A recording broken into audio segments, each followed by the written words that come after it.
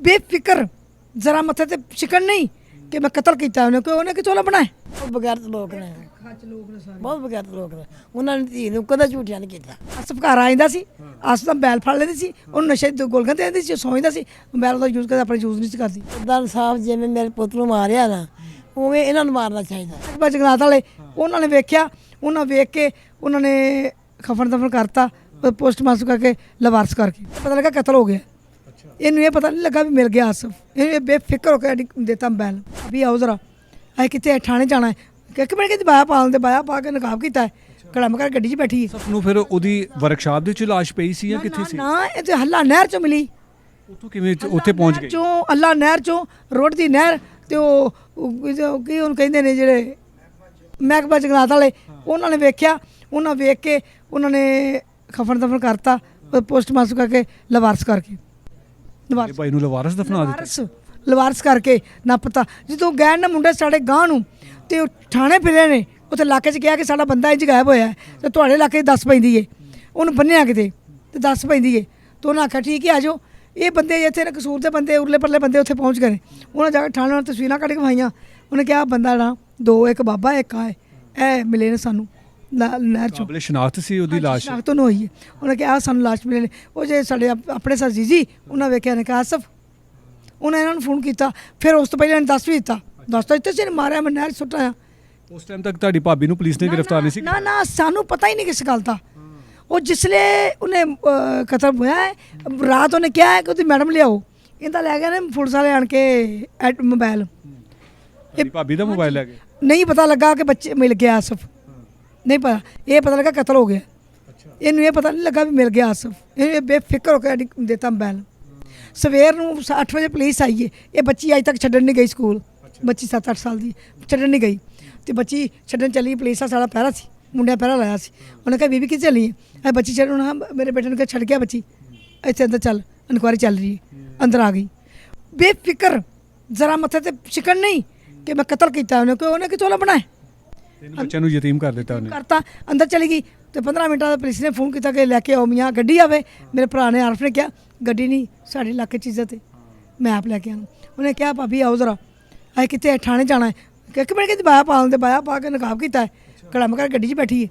ਉਹਨੇ ਆਖਿਆ ਉਹ ਆਸਫ ਕਿਹੜਾ ਲੱਭਣਾ ਹੈ ਇਸ ਚਾਹ 'ਚ? ਆਸਫ ਕਿਹੜਾ? ਸਾਡੇ ਮੁਕੱਦਰ ਚੰਗੇ, ਉਹਦੇ ਖੂਨ ਦਾ ਅਸੀਂ ਬਦਲਾ ਲੈਣਾ ਹੈ, ਅੱਲਾ ਨੇ ਦਵਾਣਾ ਸਾਨੂੰ। ਇਹਨੇ ਰਿਜ਼ਵਾਨ ਸ਼ਾਹ ਦੇ ਨਾਲ ਰਾਬਤਾ ਕਿਵੇਂ ਕੀਤਾ ਸੀ? ਉਹ ਰਜ਼ਵਾਨ ਸ਼ਾਹ, ਇੱਕ ਮਿੰਟ, ਰਜ਼ਵਾਨ ਸ਼ਾਹ ਆਸਫ ਘਰ ਆ ਜਾਂਦਾ ਸੀ, ਆਸਫ ਦਾ ਮੋਬਾਈਲ ਫੜ ਲੈਂਦੀ ਸੀ, ਉਹਨੂੰ ਨਸ਼ੇ ਦੀ ਗੋਲੀਆਂ ਦੇ ਦਿੰਦੀ ਸੀ, ਸੌਂਦਾ ਸੀ, ਮੋਬਾਈਲ ਦਾ ਯੂਜ਼ ਕਰਦੇ, ਆਪਣਾ ਯੂਜ਼ ਨਹੀਂ ਸੀ ਕਰਦੀ। ਇਹਦੇ ਨਾਲ ਗਲਤ ਰਿਲੇਸ਼ਨ ਹੈਗਾ ਸੀ?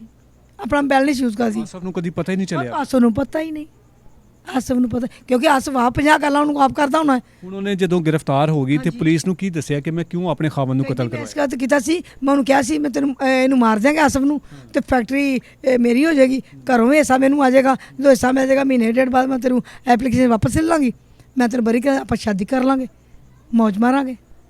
नाज़रीन, आसिफ की बूढ़ी माँ भी मौजूद है, उनसे भी थोड़ी बात करते हैं कि अब इनका क्या मुतालबा है। इनकी बहू जिसे बड़े खुशियों के साथ, चावों के साथ जो है ना वो उसको ब्याह के अपने घर लेकर आए, लेकिन उसने इनके जवान बेटे को 3 जिसके बच्चे हैं उसको बेदर्दी से कत्ल करवाया अपने मुबैना आशना के साथ मिलकर, और उसकी लाश यहाँ से तकरीबन को 100 किलोमीटर दूर एक नाले में फेंक दी कि वहाँ से उसकी लाश ही नहीं मिलेगी। तो इनसे जानते हैं कि माँ जी हुण तुसी दसो कि तुहाडा बेटा तो वापस नहीं आ सकता, इन नागण नूं तुसी तुहानूं इहदे ते शक ही नहीं गया भी कि यह मेरे पुत्र नूं खा जाएगी? बेटा शक गया भी तो नहीं भी गया, इत्थों नहीं गया कि बच्चा मजबूर से ਉਹਨੂੰ ਸਾਂਭਣ ਵਾਲਾ ਕੋਈ ਨਹੀਂ ਸੀਗਾ। ਅਸੀਂ ਚੁੱਪ ਕਰ ਲੈਂਦੇ ਸਾਂ, ਹੈਗੀ ਭੈੜੀ ਸੀ ਪਰ ਅਸੀਂ ਚੁੱਪ ਕਰ ਲੈਂਦੇ ਸਾਂ। ਤੁਸੀਂ ਇਹਦੇ ਮਾਪਿਓ ਨੂੰ ਵੀ ਨਹੀਂ ਕਦੇ ਕੋਈ ਸ਼ਿਕਾਇਤ ਲਗਾਈ? ਅਸੀਂ ਬਹੁਤ ਬਗੈਰਤ ਲੋਕ ਨੇ, ਬਹੁਤ ਬਗੈਰਤ ਲੋਕ ਨੇ, ਉਹਨਾਂ ਨੇ ਧੀ ਨੂੰ ਕਦੇ ਝੂਠਿਆ ਨਹੀਂ ਕੀਤਾ। ਅੱਛਾ, ਹਾਂ, ਉਹ ਕਹਿੰਦੇ ਨੇ ਕਿ ਸਾਡੀ ਧੀ ਚੰਗੀ ਹੈ, ਉਹ ਲੈ ਜਾਣਗੇ, ਝੂਠਿਆ ਨਹੀਂ ਕਰਨਗੇ। ਹੁਣ ਤੁਹਾਡੀਆਂ ਗੱਲਾਂ ਉਹ ਸੁਣਦੇ ਹੋਣਗੇ ਕਿ ਸਾਡੀ ਧੀ ਦਾ ਕਾਰਨਾਮਾ ਸਾਹਮਣੇ ਆ ਹੀ ਗਿਆ ਨਾ, ਕਿੱਡੀ ਕਿ ਚੰਗੀ ਹੈ। ਹੁਣ ਕੱਲ ਲੱਗ ਗਿਆ ਨਾ ਕਾਰਨਾਮਾ ਅੱਗੇ ਆ ਗਿਆ, ਹੁਣ ਕਿੱਥੇ ਮੂੰਹ ਦੇਣ ਕੇ ਕੋਈ ਇੱਧਰ ਸਾਡੇ ਘਰ ਨਹੀਂ ਵੜਿਆ, ਮੇਰਾ ਪੁੱਤਰ ਕਤਲ ਹੋ ਗਿਆ, ਕੋਈ ਨਹੀਂ ਸਾਡੇ ਘਰ ਵੜਿਆ। ਤੁਹਾਡੇ ਜਿਹੜੇ ਕੁੜਮ ਹੈਗੇ ਸੀ ਤੁਹਾਡੇ ਪੁੱਤਰ ਦੇ ਸਹੁਰੇ ਕੋਈ ਨਹੀਂ ਆਏ? ਨਾ ਕੋਈ ਨਹੀਂ ਆਏ। ਉਹਨਾਂ ਨੂੰ ਪਹਿਲੇ ਤੋਂ ਪਤਾ ਹੋਏਗਾ ਨਾ ਕਿ ਸਾਡੀ ਧੀ ਨੇ ਚੰਨ ਚੜਾਇਆ ਹੈ। ਹਾਂ ਪਤਾ ਵਾ। ਹੁਣ ਤੁਸੀਂ ਕੀ ਚਾਹੁੰਦੇ ਹੋ, ਕਿਵੇਂ ਇਨਸਾਫ ਮਿਲਣਾ ਚਾਹੀਦਾ ਹੈਗਾ? ਸਾਡੇ ਪੁੱਤ ਦਾ ਇਨਸਾਫ ਜਿਵੇਂ ਮੇਰੇ ਪੁੱਤ ਨੂੰ ਮਾਰਿਆ ਨਾ ਉਵੇਂ ਇਹਨਾਂ ਨੂੰ ਮਾਰਨਾ ਚਾਹੀਦਾ। ਜਿਹੜੇ ਜਿਨ੍ਹਾਂ ਨੇ ਮਿਲ ਕੇ ਨਾਲ ਕਤਲ ਕੀਤਾ ਹੈ ਉਹ ਸਾਰੇ ਮੌਜੂਦ ਹੋਣੇ ਚਾਹੀਦੇ ਨੇ। ਜਿਹੜਾ ਮੇਰੇ ਬੇਟੇ ਦੀ ਫੈਕਟਰੀ ਲੁੱਟ ਕੇ ਲੈ ਗਿਆ ਹੈ ਉਹ ਵੀ ਮੌਜੂਦ ਹੋਣਾ ਚਾਹੀਦਾ। ਮੇਰੇ ਬੇਟੇ ਦਾ ਸਮਾਨ ਸਾਰਾ ਵਾਪਸ ਆਉਣਾ ਚਾਹੀਦਾ। ਉੱਥੋਂ ਫੈਕਟਰੀ ਦੇ ਚ ਕੁਝ ਸਮਾਨ ਵੀ ਚੋਰੀ ਹੋਇਆ, ਕੋਈ ਪੈਸੇ ਵੀ ਚੋਰੀ ਹੋਏ? ਸੀ ਕਪਲਾ ਸੀ 1.5 ਲੱਖ ਰੁਪਇਆ ਲੈਣਾ ਸੀ ਮੇਰੇ ਬੇਟੇ ਨੇ ਬਾਹਰੋਂ, ਉਹ ਵੀ ਆਇਆ। ਉਦੋਂ ਨਹੀਂ ਆਉਣੇ ਸੀ ਪੈਸੇ, ਉਹ ਵੀ ਲੈ ਕੇ ਗਿਆ ਉਹ। ਇਹ ਸਾਰਾ ਕੁਝ ਤੁਹਾਡੀ ਨੌ ਨਹੀਂ ਕਰਵਾਇਆ ਜੋ ਵੀ ਕਰਵਾਇਆ? ਹਾਂਜੀ, पर सामने आ गया सब कुछ उसने करवाया।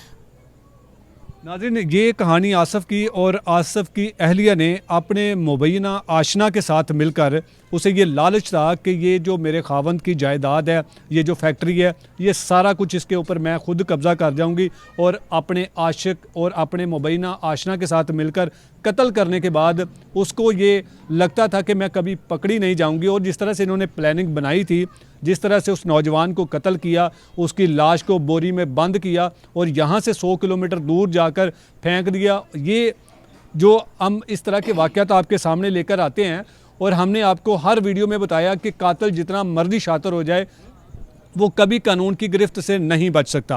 ये खातून जिसकी 15 साल पहले शादी हुई और ये दुल्हन बनकर इस घर में आई, और ठीक 15 साल बाद इसने अपने 3 बच्चों के बाप को अपने मुबैना आशना के साथ मिलकर उसको कत्ल किया, और कत्ल करने के बाद उसके माथे पर एक दिन भी जो है वो परेशानी महसूस नहीं हुई, क्योंकि उसकी प्लानिंग थी। उसने इस मामले को, इस कत्ल को इस तरह से रंग दिया था कि कोई सोच भी नहीं सकता था कि ये कभी पकड़े जाएंगे। लेकिन फिर आखिर में वही होता है कि कानून से कोई भी आज तक मुजरम नहीं बच सका। अब इन गरीब लोगों का ये मुतालबा है कि हमारे बेटे को कत्ल करने वाले ये जो कातिल हैं, इनको सरेआम और कड़ी से कड़ी सज़ा दी जाए, तब जाकर इनको शायद या फिर इनके गम में थोड़ी सी कमी आएगी। लेकिन अफसोस कि उन मासूम बच्चों का इस खातून ने अपनी 40 दिन की बच्ची का भी नहीं सोचा कि मेरे इस अमल के बाद उस बच्ची पर क्या क़यामत गुजरेगी, उसको कौन संभालेगा। लेकिन इनकी बच्ची है, इन पर तो क़यामत टूटी है। अब ये उनके बच्चों को भी संभालेंगे, और फिर आखिरकार अपने बेटे को इंसाफ दिलवाने के लिए वो देखते हैं कि कब तक ये जो है वो कानून का दरवाज़ा खटखटाएंगे। क्या कह रही थे? मैं ये कह रही हूँ, पुलिस हमारे साथ कोई कोऑपरेट नहीं कर रही। क्यों नहीं कर रही? नहीं कर रही। दोनों मुलजमान तो पकड़ लिए हैं ना? पकड़ लिए हैं, लेकिन कोऑपरेट नहीं कर रही। ना हमारा होंडा अभी तक बरामद कराया, ना जेरे प्रेस्टर से फायर किया है। कभी हो सकता है मुलजम पकड़ा जाए, तीसरा ना पकड़ा जाए। नहीं, हो सकता है कि पुलिस ने अब पकड़ ली है ना, अब इनकी तफ्तीश करेंगे, तफ्तीश के बाद सारी चीज़ें रिकवर करेंगे। तफ्तीश की जावे तो मुजरम समान ना देवे की कुछ सामान लैके गया है? ਉਹ ਸਮਾਨ ਉਸ ਨੂੰ ਅੱਗ ਲਾ ਦਿਓ ਤੇ ਆ ਜਾਣਾ ਹੈ ਨਾ। ਮੈਂ ਆ ਗਿਆ ਤਾਂ ਕੋਈ ਗੱਲ ਨਹੀਂ। ਉਹ ਜਿਹੜਾ ਮੋਜ਼ਰ ਹੈ ਰਿਵਾਲਵਰ ਸਾਨੂੰ ਉਹ ਚਾਹੀਦਾ ਹੈ, ਚਾਹੀਦਾ ਹੁੰਦਾ ਕਿ ਨਹੀਂ। ਪੁਲਿਸ ਤਾਂ ਨਜਾਇਜ਼ ਵੀ ਪਾ ਦਿੰਦੀ ਹੈ, ਜੇ ਜਾਇਜ਼ ਕਿਉਂ ਨਹੀਂ ਫੜਿਆ। ਪੁਲਿਸ ਸਾਡੇ ਨਾਲ ਕੋਈ ਕੋਆਪਰੇਟ ਨਹੀਂ ਕਰ ਰਹੀ। ਕੋਈ ਬੰਦਾ ਸਾਡੇ ਦਰਵਾਜ਼ੇ ਤੇ ਨਹੀਂ ਆਇਆ। ਸਰਕਾਰੀ ਮੁਲਾਜ਼ਮ, SHO, MPA, ਕੋਈ MNA, ਕੋਈ ਬੰਦਾ ਸਾਡੇ ਦਰਵਾਜ਼ੇ ਤੱਕ ਨਹੀਂ ਆਇਆ। ਕੀ ਵਜ੍ਹਾ ਹੈ? ਦੱਸੋ इसकी वजह हूँ कि सानू मरियम नवाज दस सकती है। सुन रही है मरियम नवाज भी, और पुलिस से भी आला अफसरान सुनते ये मेरी गल सुनो, ये अमला है, ये आज साढ़े नाल होया है, कल किसी और ना होएगा। एक बंदे ने सजा दी है, 100 बंदा तो खौफ खाए कि मियाँ उधर आया होया है। ਇਹੋ ਜਿਹੇ ਬੰਦੇ ਦਾ ਕੇਸ ਨਹੀਂ ਚੱਲਣਾ ਚਾਹੀਦਾ। CCTV ਦਿਓ 1-2 ਕੀਤਾ ਜਾਏ ਬਸ। ਤੁਹਾਨੂੰ CCTV ਤੇ ਇਤਮਾਦ ਹੈ, ਪੁਲਿਸ ਤੇ ਇਤਮਾਦ ਨਹੀਂ? CCTV ਦਿਓ, ਸਾਡਾ ਕੇਸ CCTV ਨੂੰ ਜਾਣਾ ਚਾਹੀਦਾ। ਸਾਡੇ ਬੰਦੇ ਇਸ ਰੋਟੀ ਕਮਾ ਕੇ ਉਹ ਕਮਾਨੇ ਉਹ ਖਾਣੇ ਆ। CCTV ਵਾਲੇ ਵੀ ਤੁਹਾਨੂੰ ਸੁਣਦੇ ਪਏ ਨੇ, ਉਹ ਵੀ ਤੁਹਾਡੀ ਆਵਾਜ਼ ਬਣ ਸਕਦੇ। ਅਸੀਂ ਜੋ ਕਮਾਉਂਦੇ ਨੇ ਉਹ ਖਾਂਦੇ ਨੇ, ਗਰੀਬ ਨੇ, ਐਡੇ ਅਮੀਰ ਨਹੀਂ। ਅਮੀਰ ਦੇ ਵਿੱਚ ਤੁਹਾਨੂੰ ਲੱਗਦਾ ਇਨਸਾਫ ਮਿਲ ਜਾਏਗਾ? ਤੁਹਾਨੂੰ ਸਾਨੂੰ ਦੱਸ ਦੋ ਨਾ, ਸਾਹਮਣੇ ਸਾਨੂੰ CCTV ਸਾਫ ਦੇਗੀ। ਅਸੀਂ ਅਮੀਰ ਨਹੀਂ ਹੈਗੇ, ਇਹ ਸਵੇਰ ਨੂੰ ਕਮਾਉਂਦੇ ਸ਼ਾਮ ਨੂੰ ਕਮਾ ਕੇ ਖਾਣ ਵਾਲੇ ਨੇ। ਇਹ ਦਾਲਤਾਂ ਚੱਕਰ ਪੈ ਗਿਆ, ਨਾਲੇ ਸਾਡਾ ਪੁੱਤਰ ਗਿਆ, ਨਾਲੇ ਤੇ ਬੱਚੇ ਤੈਨੂੰ ਸੰਭਾਲਾਂਗੇ, ਨਾਲੇ ਦਾਲਤਾਂ 'ਚ ਫਿਰਾਂਗੇ, ਨਾਲੇ ਬੁੱਢੇ ਮਾਂ ਪਿਓ ਨੂੰ ਵੇਖਾਂਗੇ। ਦੱਸੋ ਮਜ਼ਦੂਰ ਬੱਚਾ 10-9 ਸਾਲ ਦਾ ਬੱਚਾ ਕੌਣ ਸੰਭਾਲੇਗਾ ਉਹਨੂੰ, ਕੌਣ ਵਾਰਿਸ ਉਹਦਾ। ਇਹੋ ਜਿਹੀਆਂ ਔਰਤਾਂ ਜਿਹੜੀਆਂ ਆਪਣੇ ਬੱਚਿਆਂ ਦੇ ਨਹੀਂ ਕੁਝ ਸੋਚਦੀਆਂ, ਆਪਣੇ ਖਾਵਨ ਦੇ ਹੋਣ ਦੇ ਬਾਵਜੂਦ ਬਾਹਰ ਗੈਰ ਮਰਦਾਂ ਦੇ ਨਾਲ ਤਾਲੁਕਾਤ ਬਣਾਉਂਦੀਆਂ ਨੇ, ਉਹਨਾਂ ਨੂੰ ਕੀ ਪੈਗਾਮ ਦਿਓਗੇ? ਉਹਨਾਂ ਨੂੰ ਪੈਗਾਮ ਤਿਆਰ ਹੈ, ਉਹਨਾਂ ਨੂੰ ਅੰਜਾਮ ਬੁਰਾ ਹੈ। ਪੈਗਾਮ ਤਿਆਰ ਹੈ, ਅੰਜਾਮ ਬੁਰਾ। ਉਸ ਟਾਈਮ ਉਹਨਾਂ ਨੂੰ ਰੱਖ ਕੇ ਫੈਰ ਮਾਰਿਆ ਜਾਵੇ। ਲੈ ਔਰਤਾਂ 500 ਔਰਤ ਵੇਖੇ ਕਿ ਸੋਚ ਇਸ ਇਹੋ ਜਿਹੇ ਸੋਚਣ ਲੱਗਾ ਵੀ ਡਰਨ, ਤੇ ਸੋਚਣਾ ਵੀ ਗੁਨਾਹ ਹੈ, ਕਰਨਾ ਤਾਂ ਕਿਤੇ ਰਹਿ ਗਿਆ। ਇਹ ਜਿਵੇਂ ਮੇਰਾ ਦਿਲ ਹੈ, ਮਰਗਨ ਨਵਾਜ਼ ਦਾ ਵੇਂਦਾ ਦਿਲ, ਉਹ ਵੀ ਭੈਣ ਹੈ, ਮਾਂ ਹੈ। ਜਿਵੇਂ ਸਾਡਾ ਦਿਲ ਹੈ ਨਾ ਤੜਫਦਾ ਹੈ, ਇੰਝ ਤੜਫਣਾ ਚਾਹੀਦਾ ਹੈ। जी बिल्कुल नाज़रीन, आपने सारी कहानी सुनी है। अब इनका सिर्फ यही मुतालबा है कि पुलिस इनके साथ तावन नहीं कर रही और इनका केस, इनका ये मुतालबा है कि हमारे इस केस की तफ्तीश जो है वो CCD के हवाले की जाए। अब जो भी इस तरह का वाक़या होता है और उसमें जो मुतासरीन होते हैं उनका सिर्फ एक मुतालबा होता है कि हमें इस पुलिस से बिल्कुल एतमाद नहीं, अदालतों से इंसाफ नहीं मिलता, हमारा केस CCD के हवाले किया जाए। क्योंकि CCD जो है वो ऐसे गरीब लोगों को अदालतों में धक्के खाने से बचा लेती है और इनको फौरी इंसाफ मुहैया करती है। अब ये देखना है कि अदालतों को भी, जो हमारे लाखों रुपए टैक्स पर जो अदालतें चलती हैं, उनको भी अपने मेयार को जो है वो बेहतर बनाने के लिए ऐसे लोगों को फौरी इंसाफ देना होगा। इसी केस के मुतल्लिक मकतूल के वालिद और भाई से भी आपकी बात करवाते हैं कि उनका क्या मुतालबा है और उनको किस तरह से पता चला कि उनकी ही बहू ने उनके शोहर को कत्ल करवा दिया। इजाज़त चाहूँगा लाने के बाद।